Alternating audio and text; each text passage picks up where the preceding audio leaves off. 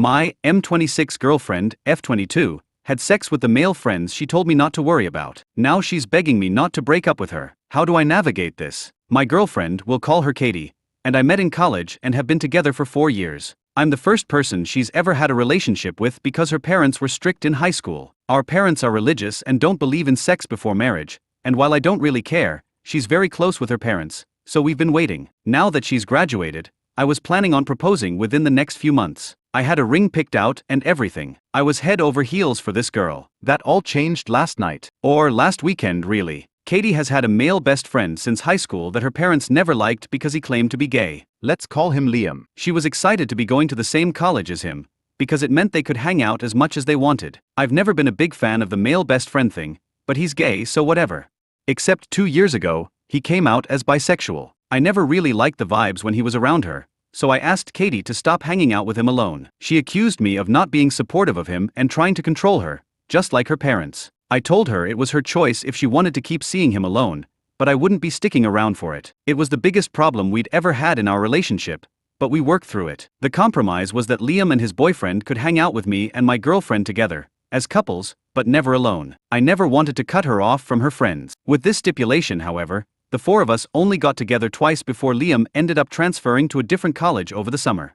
My girlfriend stayed in contact with them over Discord, stayed friends with both of them when they broke up, and formed a gaming server with them and some of their other friends. Most of these friends were men, but she assured me nothing funny was going on. Most of them even had girlfriends, she said. Last weekend was Liam's birthday party, and he invited her. Katie wanted to talk to me about it first, to make sure I was okay with it. She said she wanted to go since she hadn't seen him in 2 years, and it was only a 2-hour drive away. A bunch of her friends from the Discord server that she had never met in person before were going to be there, women included, and Liam's girlfriend would be there too. Since I had a weekend trip planned, leaving Friday, returning Sunday, I unfortunately wouldn't be able to go with her, but I told Katie I trusted her and had no problems with her going to see her friends. The problem started Saturday night. She texted me in the morning when she was leaving for the party, she texted me when she got there, and she texted me a couple times throughout to check in. Katie told me that she had planned on driving back around 9 or 10, but it was around that time that the text messages stopped. I assumed she was just having a good time and didn't want to seem controlling,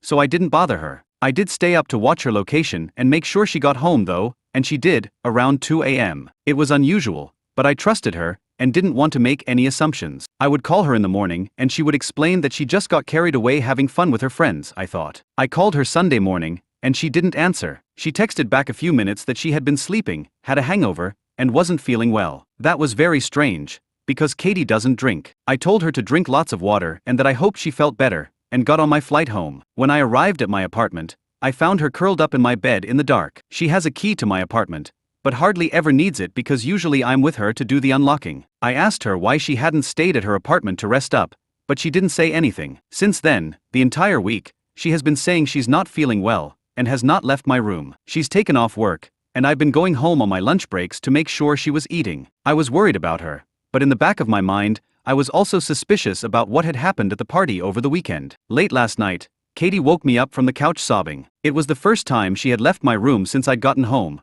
other than to use the bathroom. I consoled her until she had calmed down enough to be coherent, and asked her what was wrong. She told me she had done something horrible. She told me Saturday night, she had somehow gotten really drunk on accident, and Liam offered to drive her home. 3 of her friends from the gaming server on Discord got in a second car to follow them, to take Liam back home after they got to Katie's apartment. They helped her up the stairs and into her apartment. Then, she said, she had sex with them. All of them. All 4 men. Katie said she doesn't remember most of it, that she was really out of it, and didn't know what was going on. She said she's been sick ever since trying to figure out how to tell me, because she loves me so much and didn't want to hurt me. Didn't want to hurt me, but gave away her virginity, that she was supposedly saving for marriage, to 4 other men, instead of the man who spent the past 4 years caring for her. She said she wanted to tell me right when I got back, which is why I found her in my apartment, but she couldn't bring herself to because she didn't want to lose me. She begged me not to break up with her. I told her I needed some time to myself to think. She then begged me not to make her go back to her apartment. I didn't feel like fighting,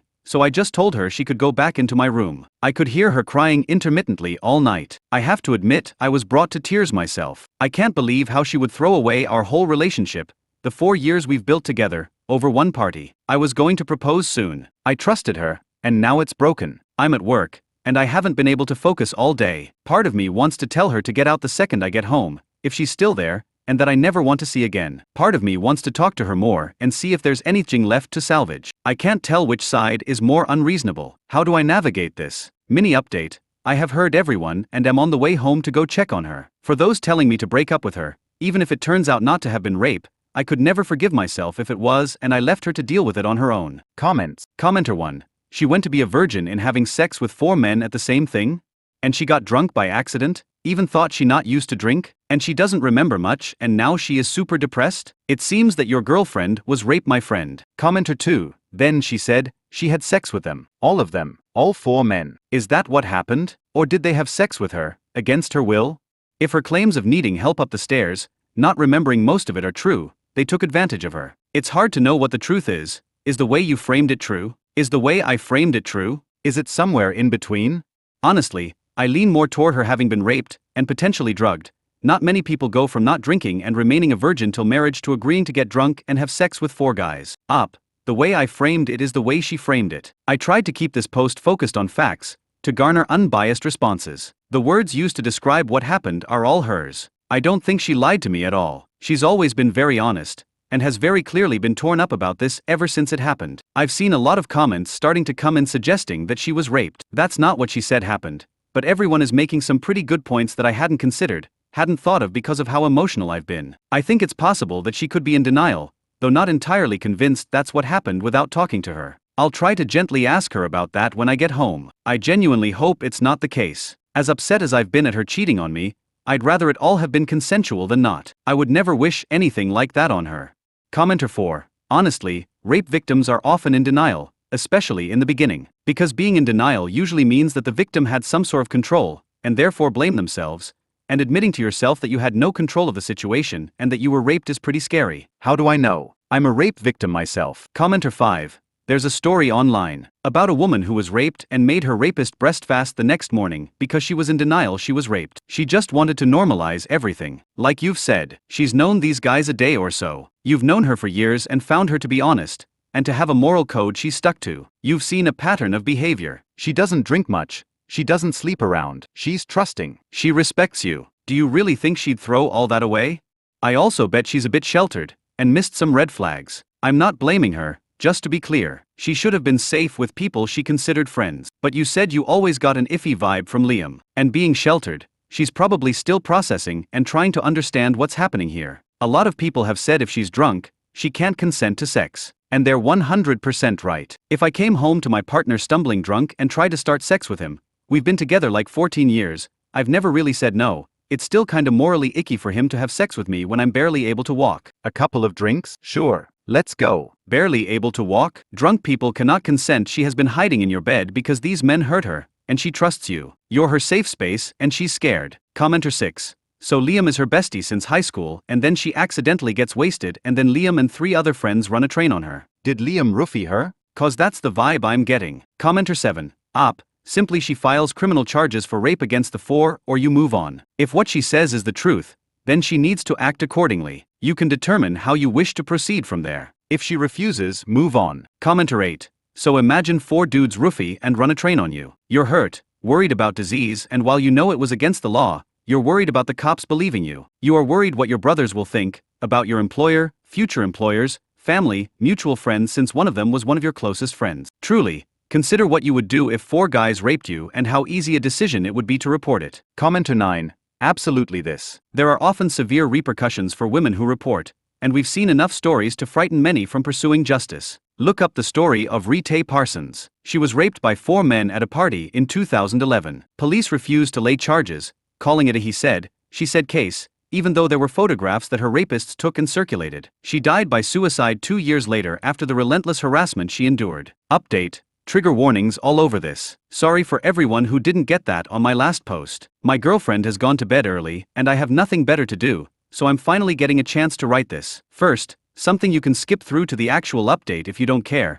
I think my other post was taken down for being fake. One of the biggest reasons people seemed to think it was fake was because I wasn't spending time in the comments denying every accusation. I hadn't even opened Reddit since I left work to go check on Katie. It wasn't anywhere near my top priority at the time. For some quick and easy debunking, though, one moment he says he has her location and the next he's surprised she's at his apartment. I checked her location Saturday night solely to make sure she got home okay.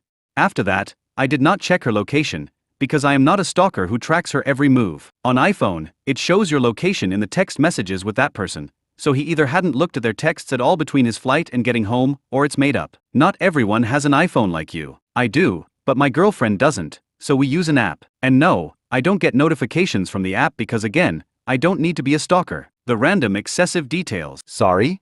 Like I mentioned, I had been stewing on everything since she told me what happened that night, and I just wanted to get it all out. Those were all the details I'd had floating around in my head surrounding the situation. The update is full of typos while the main text is immaculate. OP only wrote the update and the TLDR. My apologies for being a bit of a mess and in a rush after realizing my girlfriend might have been raped. That's my bad. I've gone back and fixed them, by the way. I had no idea my post would get hundreds of more comments after I closed Reddit that would skeptically analyze everything I wrote to the letter. There's absolutely no concern that she's gotten pregnant, no worries about STIs. Not at the time, no. I didn't even know if I was going to stay with her. Pregnancy and STIs would have been a concern if I did, but at the point of writing, I believed she had cheated on me and was leaning towards breaking up with her. No worries that she was potentially drugged and raped. Again, not at the time of writing. I was still reeling from what she had told me, that she had sex with 4 men. She didn't say anything about getting drugged or being raped, which was something I would have assumed she'd have mentioned. That was before I read all the comments that she may be in denial herself,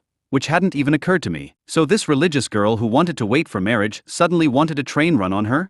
Obviously fake. No, as it turns out, she did not want any part of what happened. For everyone who said someone in my position wouldn't have taken the time to write everything out for a post, well, look at the rest of the subreddit. If people in sticky situations didn't post about them, there wouldn't be any posts on here at all. And to everyone who suggested either it was fake or she must have been a cow for 4 men to carry her up the stairs, you can personally fuck off. Everything above was a whole load of presumptuous BS, though I do wish everything I wrote wasn't true. For the record, I only wrote all that out so people wouldn't harass me on this post, too. Here's where you can skip to if none of that pertains to you. After reading all the comments that opened my eyes to what really happened, I left work a little before lunch and immediately went home to check on my girlfriend. She was as I had left her, curled up in bed and crying. The first thing I did was just go hold her, after asking for consent. I cried with her. After a while, I gently brought up what happened that night. Did she actually want any of that to happen?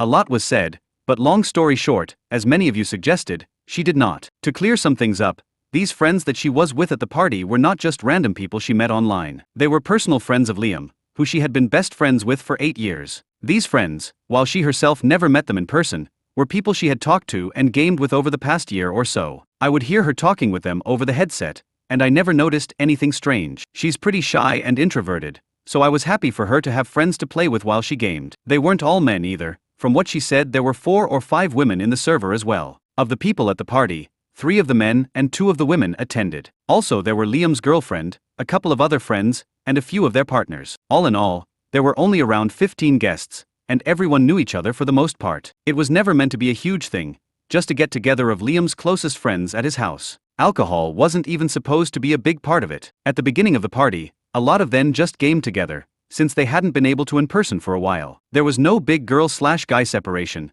as a lot of people at the party were LGBT+. Some people got in little groups to chat together, just general mingling, etc. About midway through the party, one of the guests poured everyone some mystery shots. Katie rejected it at first. Liam, however, urged her to, for his birthday. When everyone else heard she'd never taken a shot before, they all egged her on too. It was just 1 shot. Liam insisted it would wear off well before time for her to head home, and if not, she could just wait however much longer until she felt comfortable driving. She felt like she had to. From that point, things got a little less clear. There was more hanging out. There was more alcohol. People, she wasn't sure which ones, kept handing her drinks and insisting. She didn't want to ruin Liam's party, and she knew if nothing else, he would look out for her. She didn't feel right, but Katie said she thought he would have told her if something was wrong, and he kept telling her everything was okay. She remembers feeling really sick. She remembers seeing others passed out on the couch. She remembers Liam saying he wanted to personally take her home, driving her car, to make sure she was okay. He felt bad he had let her get so fucked up, he said. She remembers one of her friends from Discord telling Liam he would follow them in his car to take Liam back after,